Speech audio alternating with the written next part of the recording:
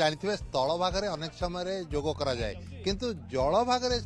ଯୋଗ କରିବା ଇଏ ଗୋଟେ ମାନେ ସାଧନା ସେ ମଣିଷର ଯଦି ସାଧନା ନଥିବ ତାହେଲେ ଜଳ ଭିତରେ ଯୋଗ କରିବା ସମ୍ଭବପର ନୁହଁ। ଆମେ ରହିଛୁ ବିନ୍ଦୁସାଗର ପରିସରରେ ଏବଂ ଯେଉଁ ରହିଛନ୍ତି ଓଡ୍ରାଫ୍ ଏବଂ ଅନ୍ୟାନ୍ୟ ଯେଉଁ ପୋଲିସ କର୍ମଚାରୀ ମାନେ ଅଛନ୍ତି ଏବଂ ସ୍କୁବା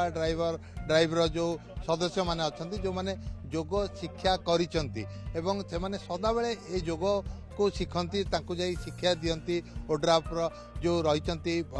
ସ୍କୁବା ଡ୍ରାଇଭର ଯିଏ ରହିଛନ୍ତି ସିଏ ଏଠି ଯୋଗ ଶିକ୍ଷା କରନ୍ତି। ଆପଣ ଦେଖନ୍ତୁ ତାଙ୍କର ଯିଏ ମୁଖ୍ୟ ରହିଛନ୍ତି ସିଏ କିଭଳି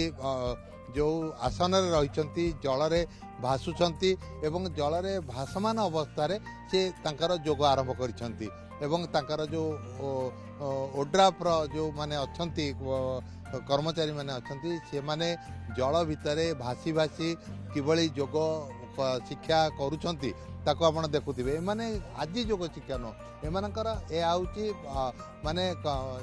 ପ୍ରତ୍ୟେକ ବର୍ଷର ପ୍ରତ୍ୟେକ ଦିନ ଏମାନେ ଏଇଭଳି ଭାବରେ କିଛି ସମୟ ଯୋଗ ଶିକ୍ଷା କରନ୍ତି ବୋଲି ଯାହା ସୂଚନା ମିଳୁଛି ଏବଂ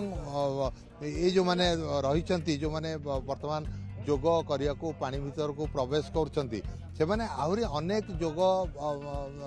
ଏଠି ପରିବେଷଣ କରିବେ ଏବଂ ଯେଉଁମାନେ ଆସିଛନ୍ତି ପୋଲିସ କର୍ମଚାରୀ ମାନେ ଓଡ୍ରାମା କର୍ମଚାରୀ ମାନେ ଏବଂ ଯେଉଁ ରହିଛନ୍ତି ଅନ୍ୟାନ୍ୟ ଯେଉଁ ସ୍ଥାନୀୟ ଲୋକ ଅଛନ୍ତି ସେମାନେ ମଧ୍ୟ ଆସି ପହଞ୍ଚିଛନ୍ତି ଏମାନେ କିଭଳି ଯୋଗାଭ୍ୟାସ କରୁଛନ୍ତି ତାକୁ ଦେଖିବା ପାଇଁ ଏବଂ ଯେମିତିକି ଜଳ ଭିତରେ ମୁଣ୍ଡ ଉପରକୁ କରି ଶରୀରକୁ ପୁରା ପାଣିରେ ଭସେଇ